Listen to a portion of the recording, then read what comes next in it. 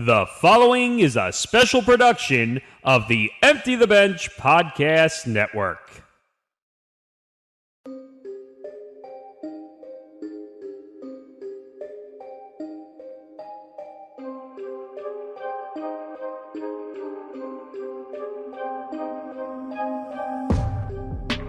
Welcome to Tough Enough, a recap and breakdown show from the MMA Outsiders following every episode of The Ultimate Fighter Season 31, Team McGregor versus Team Chandler.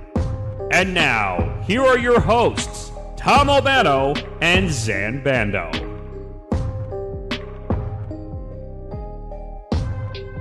Well, the competition seems to be getting a lot better now, huh?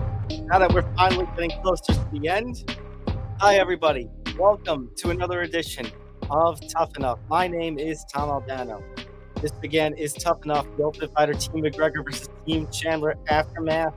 We're getting so much closer, inching our way towards the finale. 2 episodes now left. We have a lightweight tough finalist. We now have a bantamweight tough finalist. Next 2 weeks, we're going to figure out the other 2 finalists, and then we've got the tough finale fights that'll take place at the prelims of UFC 292 on August 19th, Saturday, August 19th. So we're going to be with you every step of the way towards there. But before we get into anything, make sure to hit the like button, subscribe, hit the notification bell so you get notified of everything here at the Empty the Bench Network. Of course, sorry about that. Of course, our main home on YouTube, but we are also broadcasting this through Facebook, through Twitter as well. So make sure to find us on Facebook and Twitter. Well, I shouldn't say Twitter. I'm sorry. It's now X. I'm giving myself the X twice because I screwed that up twice.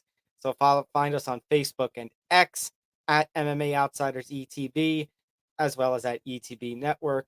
But of course, our main home is on YouTube. Hit that subscribe button. We're at like 460 something subscribers. It's actually kind of crazy. Thank you all for subscribing. We're on our path to 500 subscribers and then slowly making towards 1,000. So please make sure to hit subscribe. Give us all the likes,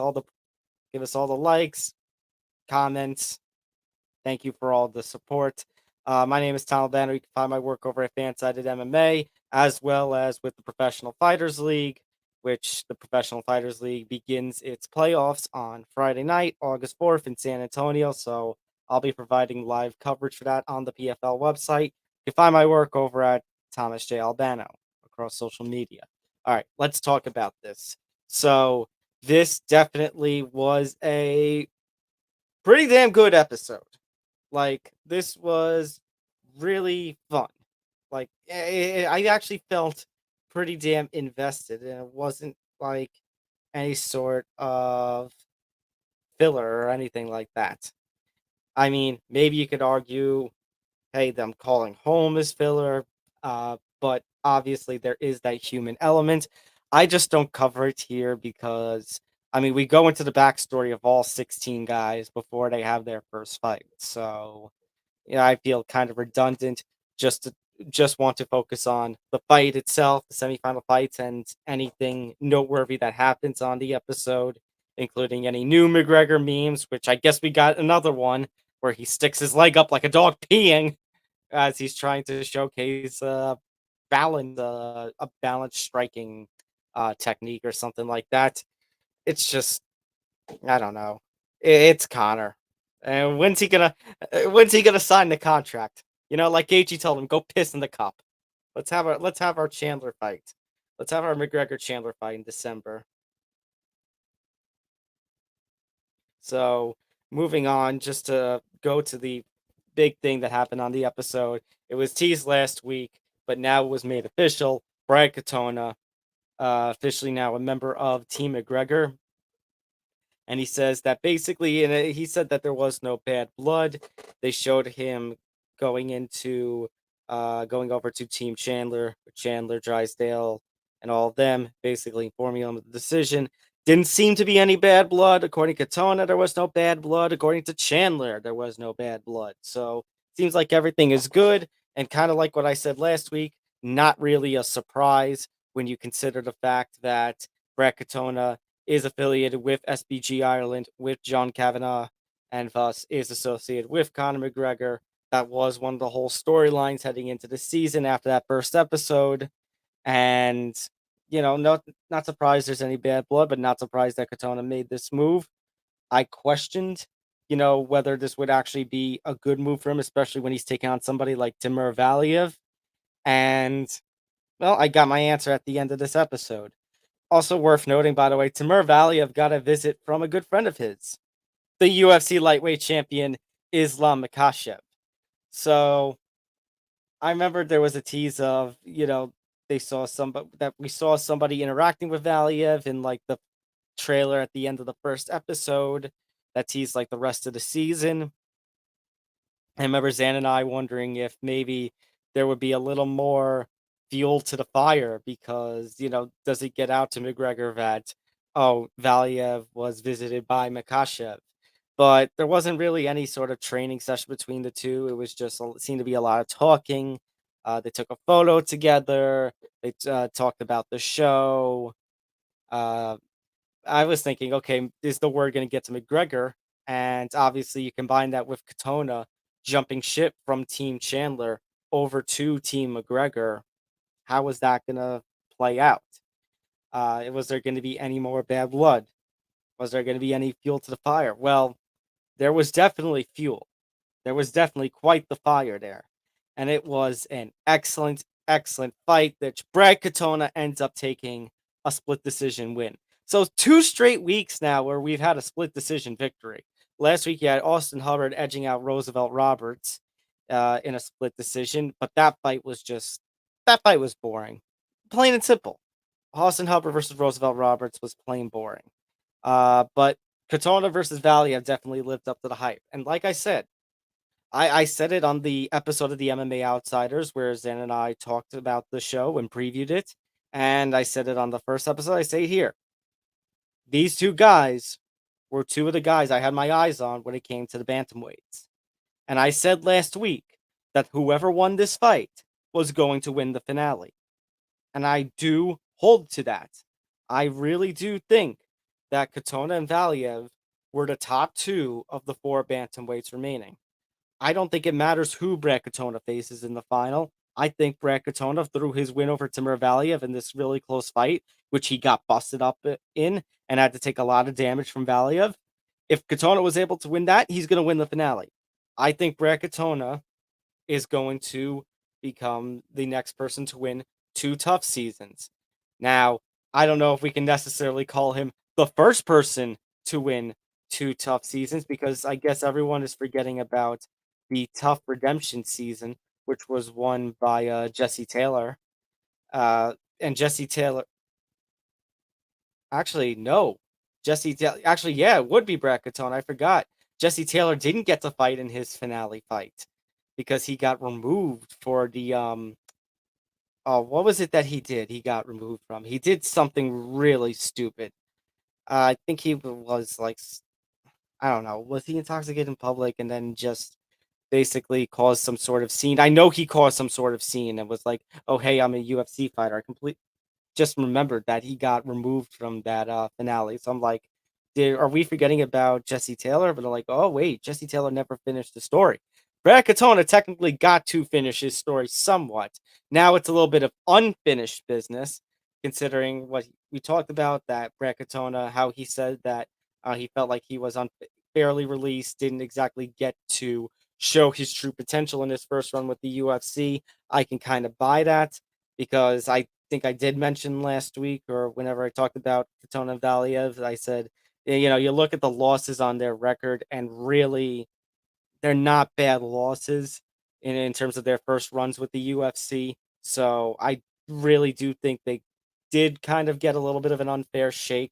So they were able to get a second chance, and both of them hyped themselves up, said, they both deserve to be in the UFC. Dana even mentioned in the I don't know what you call them at this point, the promos, the confessionals, that, hey, these two guys both have chips on their shoulders. And even Brad Katona said not just that he belonged to the UFC, but he even said Timur Valiev belonged in the UFC after the fight that they kind of had on this show. I don't doubt that for 1 second. I really do think that these two guys do belong in the UFC, and I do hope that Timur Valiev, even in this loss, is going to be able to get a contract, some sort of contract. So, just to recap the fight, what I saw at least, round one, you had a lot of quickness from Katona early. He was firing off shots pretty quickly, trying to get control. Valiev was hitting the low kicks, and I think that was definitely an advantage that he had in this fight. There were definitely a lot of low kicks that were thrown. You had Valiev fending off a takedown attempt for Katona. Valiev ended up getting a takedown during this round, but Katona had a pretty smart counter, tried to get a triangle, tried to get an armbar, but Valiev was able to fend that off. What I wasn't able to really see, because it was like one of those things where I quickly looked away and then looked back, and then I saw Katona on the right side of his face just all sorts of bloodied up. And he was busted up pretty bad in this fight. Went from the side of his face all the way down, dripping down his chest, going down to his fight trunks. He was a pretty bad mess. He was able to get cleaned up between the first and second round, but he got busted open back up after the second round. There was plenty of trading on both sides. It was definitely a close fight. I mean, it was a close fight. I mean, the round itself was close. Definitely a bit of a toss up. Could have gone either way. Round two, you got to see some struggles from both fighters. On one hand, even Conor was pointing this out. Katona was struggling to get his backhand going, and it seemed to me he was very hesitant in firing off the trigger. He just couldn't get that second gear going. I think I saw somebody on social media point out it was like a lot of ones or a lot of 1-2s. You didn't really see a full combination. You didn't see a 3-punch or 4-punch combination. You only saw the 1 or the 1-2 or 2 shots, and he just holds off on the third. That being said, and even Team Chandler admitted to this between the second and third rounds when they were in the corner with Valiev, Katona was getting the better of him when it came to the clinch. Now, Valiev did get the takedown at the end, which definitely did help his case. But Team Chandler felt that they were losing the battle in the clinch. Now, it's definitely fair to say that it was 1-1 heading into the third. I felt like it could have gone either way heading into the third. Ultimately, I think I gave Valiev the first because of the damage, but I gave Katona the second, I think. This was definitely one there. It's like I honestly could have felt that this would have gone either way. I know I definitely do agree with the decision of Katona winning the split decision. I gave round 3 to Katona. But that being said, if you told me Valiev had gotten the split decision, I wouldn't have argued it. It was that close of a fight. And I said that because they both started to fire off. Katona started to let go. It seemed to be working. Valiev was countering, though. He was attacking the legs. But Katona just seemed to have more and did more in that third round, in my opinion. So that's why I give Katona the nod. I know round one, some people said Katona did more had more activity, but Valiev also did have the damage. Now, if that I didn't see fully how that cut happened. If it came as a result of a headbutt, that's on Keith Peterson. He's got to be in there a little bit to get that fixed up. So, I mean, pretty interesting fight. Like I said, it could have gone either way. Very proud. This is definitely the fight of the season. Something has finally topped in the semifinals, managed to top the first round fights. This is definitely the fight of the season. I thought Valiev versus Trevor was good, but Brad Katona, Timur Valiev right now, fight of the season. Good job. But is it going to be topped? It might be, because the trailer for next week's show, Dana mentions next week's fight as the fight of the season at the end. I'm like, really?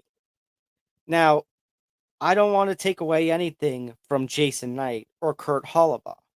And granted, it's a different weight class. They're both at lightweight. Whoever wins is going to face Austin Hubbard in the lightweight finale. It's going to be a 100% Team Chandler finale. A 100% Team Chandler is going to get the winner of the lightweight. But, I mean, the fight that we just saw here between Katona and Valiev, somehow that's going to get topped by Knight and Holloway.